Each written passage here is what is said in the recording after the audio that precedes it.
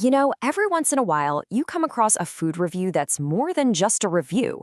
It's a full-on adventure story.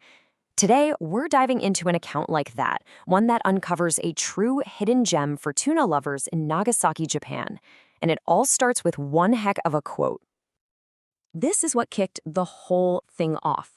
The reviewer used a term "bokuware no oishisa," which basically means insanely or even destructively delicious.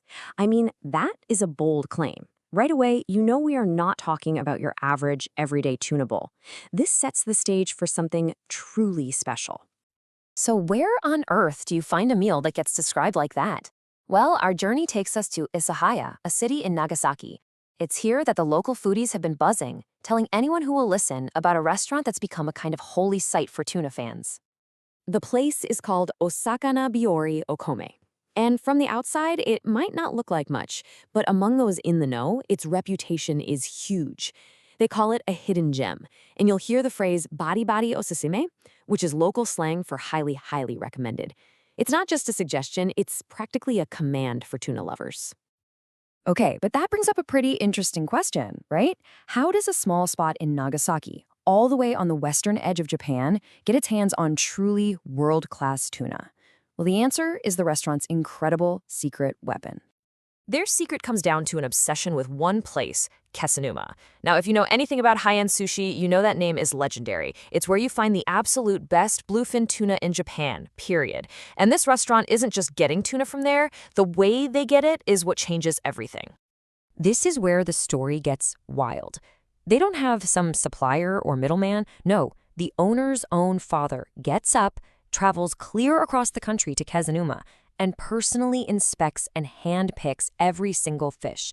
I mean, think about that level of dedication. It's almost unheard of, and that commitment is the foundation of every single dish they serve. So with an incredible backstory like that, the anticipation is just through the roof. All that travel, all that passion, it all builds up to this one moment, when the main event finally arrives at the table. Our reviewer did not hold back. He went for what he called his binge-eating order. He got the Maguro set, but then he upgraded to 1.5 times the normal amount of sashimi and a large rice. The grand total for this epic feast? 2150 yen. That's roughly 15 bucks. Unreal. And just look at what showed up. The reviewer's reaction says it all. He just couldn't help but smile. He didn't even call it a bowl of food. He called it a jewel box of tuna. You can see why. That vibrant color, the way the fish just glistens, it was a work of art before he even took a bite. But looking pretty is one thing. What about that insanely delicious claim? What does that actually taste like? Let's really break down what makes this meal so ridiculously good. The magic here is all about the harmony between two different cuts. First, you've got the otoro, that legendary fatty belly. It literally just melts the second it hits your tongue.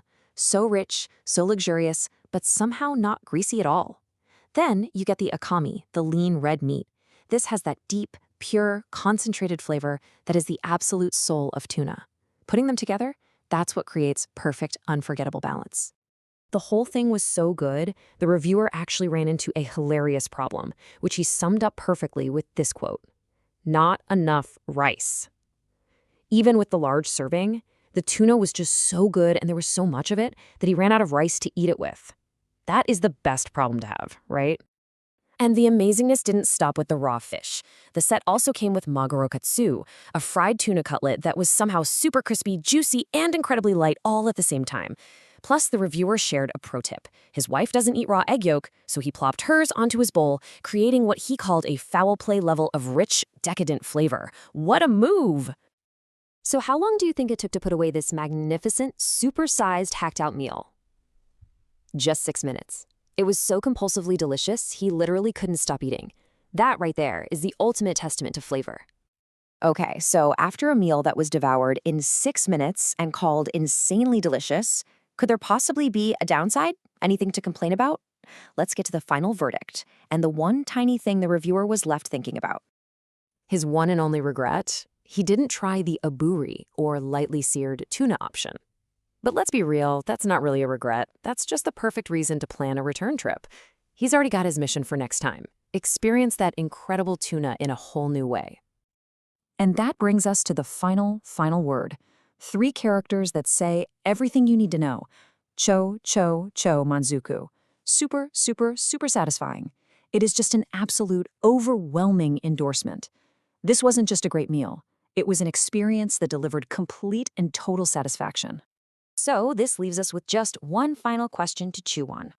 After hearing about the passion, the quality, and the sheer mind-blowing deliciousness, if you got to visit Osakana Biyori Okome, what would your perfect order be? Would you stick with the classic, go for the sashimi upgrade, or would you be the one to finally try that seared aburi?